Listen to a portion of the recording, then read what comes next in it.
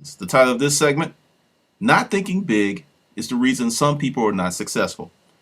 I was just chilling and I was working today, working on some stuff, put up a new blog post that'll be down there. And I was just looking at the comments of my latest video. There's this guy who's just got a hard on for me. And I didn't really go after him. And I want to say some of the viewers, some of my subscribers have gone after him and kind of got back and forth with it. I want to say thanks. It's nice to know your folks have your back. But I let it go for a reason because there's a lot of stuff he said that doesn't make sense about himself. Number one, he has two successful businesses. And I looked at that and I heard that, and he has a lot of time to come on here and go back and forth with people and get in it with people. When I had my one successful business, I didn't have time to come on YouTube. If I was on YouTube, I was watching the video, I was in and out. I did not interact. I did not join the community because I did not have the time. When you have your own business, you are working your ass off. And for him to have two successful businesses and to be out there picking and going to flea markets, I don't understand where's all that time is if you've got these businesses. Also, he's like, the storage auction thing is over. Storage auctions being over is pretty much like gas is being over when the price gets to $5. People are going to bitch and moan and they're going to cut back, but guess what? They're going to still buy gas because that's the way it is. And I also looked at the video again, and there was a lot of stuff that he was bringing up that I addressed. I didn't say go out there and just spend money recklessly. I said go out and observe the mayhem because this is going to pass. It's going to pass, and then if you're out there now, when it gets better, you're going to be like, whoa. But if you go out there, because see, this is the thing. Because I snuck out to an auction, and oh my God, it was freaking comedy. The rooms were garbage. It's tax season. That's normal. I tried not to go out this time of year, but I would go out in case something popped up. But I pre-bought my inventory because I knew this crap was happening. I knew it comes every year like clockwork. There's only a difference of a week ago. Then it's on. People are coming in your store. They have the little bank envelopes full of hundreds. It's tax season. New people are coming out. This happens every year. Next year, it's going to happen again. Then the year after, it's going to happen again. But if you do not pay your dues, and Castle and Addicts, he put out a really good video about buying your education. And I fully agree with everything he said. I put so much, in fact, that I put it on the blog because this is what a lot of people don't want to hear. You could work hard for a long time and not make a lot of money building a business. Yes, that's the truth. In my book, I've had 5 businesses before. I was in the military when I had 4 of them. And, I was cutting grass. I don't even count the stuff in high school, but I had 4 of them when I was in the military. So even though I was losing my ass money-wise, I had an income coming in. But I bought my education because I fucked up. You're going to learn more from fucking up than you are from your biggest successes. Because when you are successful, you kind of like, oh yeah, that feels good. And you relax a little bit. You lose your edge a little bit because success is nice. It's seductive. It's like that pretty chick that's walking your way and she's saying, I'm going to do you, big boy. And means it. That's success. So understand, fucking up, making mistakes, losing money, that's part of the game. I do not know one person who is successful that it was just like, do, do, do, do, do, do. There it is. I mean, like, let's talk about Bill Gates. Bill Gates went through hell. Everyone's like, yeah, Bill Gates. Dude went through more lawsuits than some small district attorneys in small towns. Lawsuits, infringements, bad press. There was a lot of stuff, and everybody just kept like looking at the money. Dude was going through hell. It was worth it, but he was going through hell. Also, another point about giving back. Let me just put it to you gently. Anyone that has something of true value that is not in love with you, is not some type of charitable endeavor, or the person's not trying to be a mentor to you because they see something special into you, is some bullshit. It took me years to learn how to do this stuff. Proof, here's some proof for you.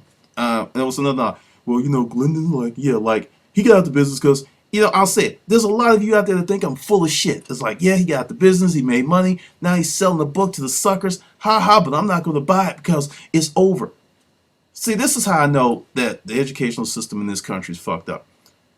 If I was still in the business, would I come out and give you step by step instructions on how to be my competition? Why would I do that? That makes no sense whatsoever.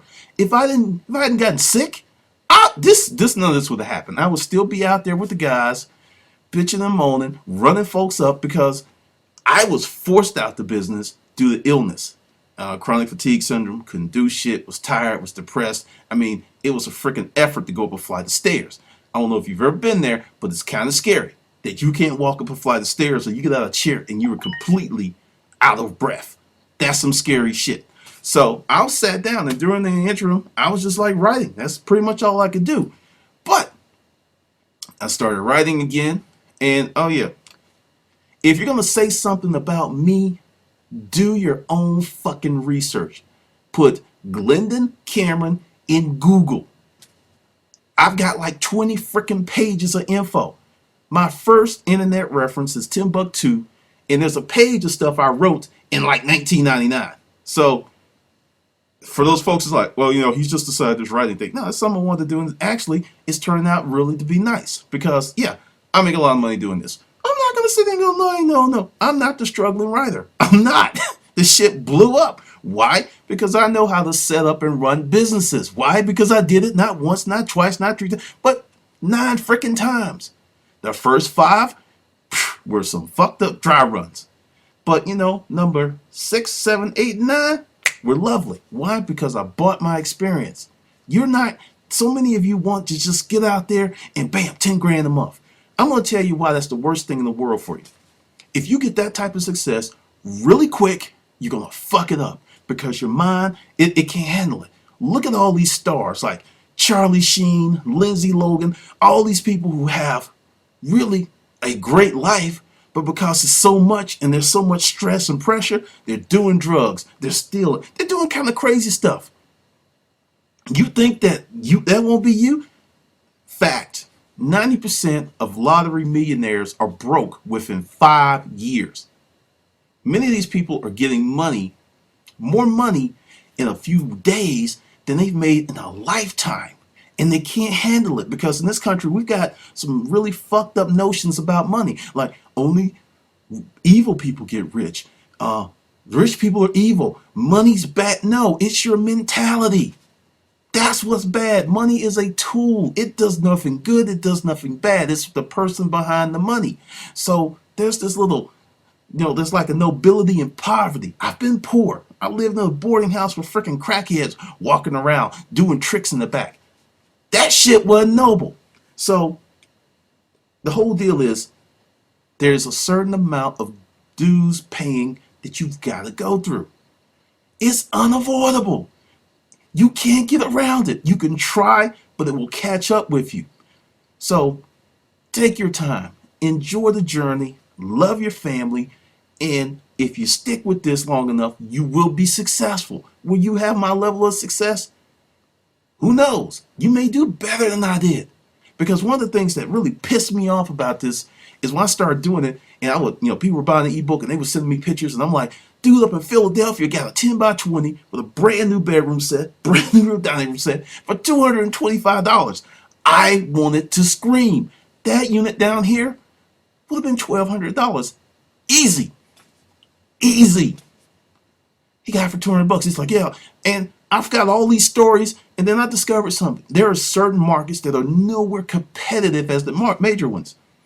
And when I wrote the book, that was a concern. I'm like, is this going to work everywhere? Because Atlanta is a different kind of place. Is this going to work in New York? Is this going to work in California? And what I come to find out is because Atlanta is such a hyper-competitive place, because we have people coming from Alabama, Tennessee, South Carolina, North Carolina, Florida, and all parts of Georgia to the auctions in Atlanta because there's so many. So it's always been competitive. On my blog, I found a picture from 2006 of a crowd at an auction, and I posted it up there. You can't even put all the people in the picture. They can't fit in the picture. I stopped counting at 80. This is like 2006. I didn't get out the business to 2009. So, because the thing is, even with a crowd, new people coming out, they don't know what they're doing. In the, on there, when the first crowd came out, and I bought a room.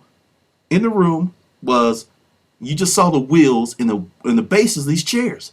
But I knew exactly what those chairs were. And I was bidding, and there was another guy, he saw a surfboard, and he was bidding on the surfboard. I was bidding on the chairs. The chairs were 4 Herman Miller Aeron chairs, size C. I knew from the base exactly what they were. And everybody was like, he's crazy. He paid $450 for his unit. Bunch of new people. Some of the regulars were like, well, Glendon does that shit. Who knows? I sold those bitches for $600 a piece. Surfboard, $425 on eBay. And there was the rest of the stuff. Knowledge. You have got to get the knowledge. No one's going to give it to you. You got to be hungry. It's like you just got to go out there and take opportunity and grab it by the neck and like, you're mine. You got to do that shit. No, it's not going to be like, hi, I'm Opportunity. I'm here to greet you. Nice to meet you. I'm going to jump in your pocket and make you a lot of money. Get the fuck out of here. That shit's not realistic. That's one of the reasons so many people are not successful. Now, back to the original core theme of this video. Thinking big. And when I say thinking big, I'm not talking about a big house. I'm not talking about a big ass car. I live very modestly. I drive a 94 BMW. Why? Because it's cheap to fix, it's paid off, and it gets me where I need to in a style that I find comfortable. I don't really even like the new ones because, they keep messing up the design. But that's a choice. All that stuff. Thinking big is sitting down and not going, I'm going to build this business to make money. That's actually small thinking. I'm telling you. Because I created a life plan. This wasn't about just to make money, to do this. This was about freedom. Let me tell you something. If you could create a business and you have the right financial education, which is very important because many people don't, and say in 3 or 4 years you make a net of $4 million. Or no, look, let's crank it down. $2 million net. Taxes paid, you sell a business, you've got $2 million. If you know what to do with that money, you'll never have to work a day again. You'll put it in municipal bonds. They say it's paying 4%, say it's paying 6%. Let's cut it. Let's say it's paying 5%. That's $100,000 a year minus 10% taxes, capital gains, because that's all you're paying because it's income from your investments. That's 90 G's a year. And you still have the $2 million after the 20-year period when it's over to leave to your kids or whatever. You've got to make some decisions about how you want to live your life before you do these businesses. Because, I get people all the time. It's like, oh, I got money. I want you to be my consultant. I'm like, no, think about why you really want to do this. What are you really chasing? Because it's rarely money. And when I say people don't think big, I'm talking the whole life. Do you want to get married? What kind of life do you want for your kids? I mean, all of that is thinking big. And also, at the auctions, I used to hear it all the time. It's like, hey, I'm not going to get a store. That's too much. Got to pay taxes. As a single proprietor, buying units by yourself, selling the stuff, you're going to be very limited on income. You can make a great income like that. You actually can. But you're not going to make the type of money I made. It ain't going to happen. Not going to happen. Why? Point of diminishing returns.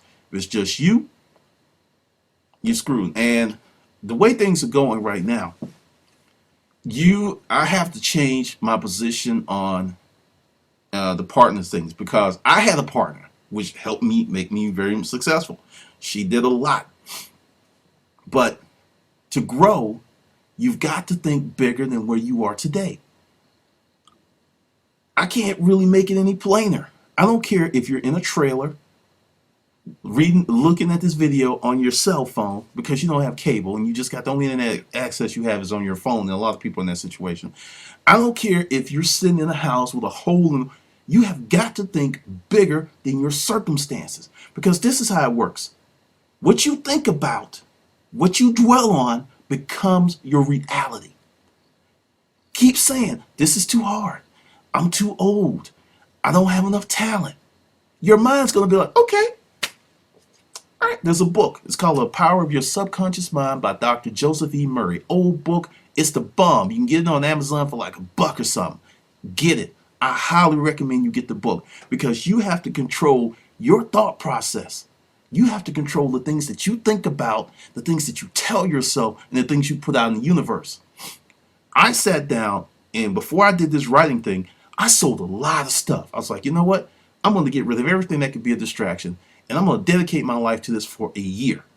That's called having a goal, executing, and not being immediately wedded to the outcome. You got to have some type of boundaries. It's like, after a year, if this shit didn't work, I was going to be back out there.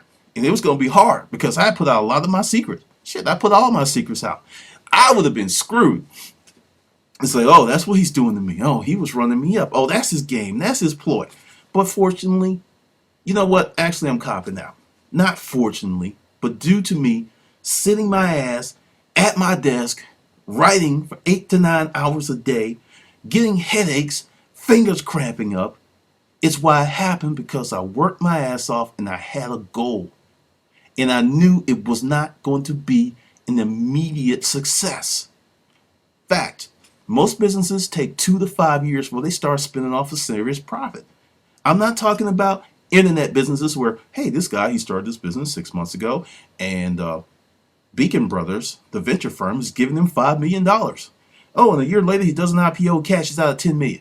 It happens. But why is that story so fascinating? Because it's atypical. That's not the norm. That's not the reality. The reality is you're going to start a business, you're going to work for a number of years, and then it's going to become successful, and then you can live that lifestyle. You have people who like that J.G. Whitworth. I want it now. It's my money and I want it now. No, bitches, it's not. It's not. You have got to put out. Think big, execute big, plan big, and work big. You are not going to be successful with just thinking big without those other components in the execution chain. That's the deal. Think big, plan big, execute big, work big. That will make you successful. I don't care whatever you do. I've said it before, I'll say it again. If you don't want to do storage auctions, that's cool. It's not for everybody. But there's something you want to do. There's a business, there's an ideal, and you can make it happen if you prepare your life and stop acting like a scared little bitch. Because that's what I see when I see these comments. Oh, it's over. The heyday's over. I have a person who sent me an email yesterday who got a unit for $200 and he's going to make $3,000 yesterday. So if it's over, why are people still making money? The market's saturated. There's a lot of foolishness going out there. There's a lot of chaos. But as evolution has proven again, the strong will survive and the weak will perish. So you need to make a decision. Which team are you going to be on? Team strong or team scared little bitch? Oh, it's too hard. I don't want to work that hard. No, the world is so unfair. Oh. I don't want to be on team scared little bitch. Fuck that. I don't want to be on that. No, because you're essentially saying you're a victim of circumstance and you have no power to facilitate change. You might as well just turn around, bend over, spread all your cheeks wide as you can and say, life just fucked me real hard. Go ahead, life. Don't even use any Vaseline. Just do it. And then kill yourself because you ain't worth living. Because I'm going to get into some other stuff. If you didn't know, I'm black. And this is my view on the slavery thing. I feel that the people who survived all that bullshit were incredibly strong. And my legacy from them is strength. The strongest of the strong made it through that shit. And those are my ancestors. And I'm proud as fuck of them. It's not like, because, it's history. Every culture in the world has some fucked up history. There's rape, there's wars, there's incest, there's this one tribe that encased this other tribe. That is history. That's the way it is. And bitching about it, you can't change the past, but you can move forward and build a brighter future. So that's my whole deal. Those folks, my peeps, were strong motherfuckers, made it possible for me to be the person I am today. I got my intellect, my physical gifts, because I'm fairly strong. I mean, I go in the gym and I don't work out for a year. In a week, I'm benching 200. A month, I'm at 3. And it's just natural. I got it from them. And I'm going to say this, Jimmy the Greek, who got in trouble all the years for saying about those he was telling the truth. It is ugly, it is sad, but black folks in slavery were bred for specific purposes. That's the reason that the NBA and the NFL are full of athletic freaks. That's the history. And I'm guaranteed Shaq ain't going, you know what? I'm sad. I got these genes that made me 7 feet tall and made me hundreds of millions of dollars. Man, set my people. He ain't saying that. He's like, thank you, folks. And that's the reality. Take the bullshit and make something better. Because I'm talking to you, my new troll. Because that's something else. The people who come in and hate on the videos, they keep coming back. I'm like, someone's got a whack channel I look at, I never go back. So obviously you're getting something, because people do not sit at a dinner table to eat if they're not fed. It does not happen. It just doesn't. So instead of like letting this little bullshit knock you off, go for your dreams. Chase them hard. And if you fail, learn from that and move forward. Because this is something I had to learn how to do.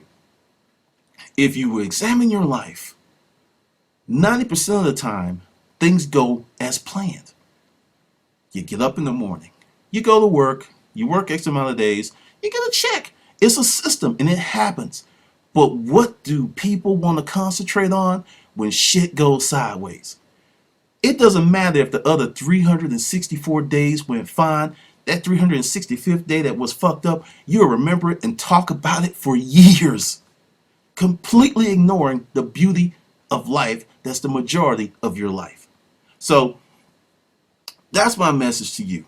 Think big, plan big, execute big, and work big. And you'll be successful.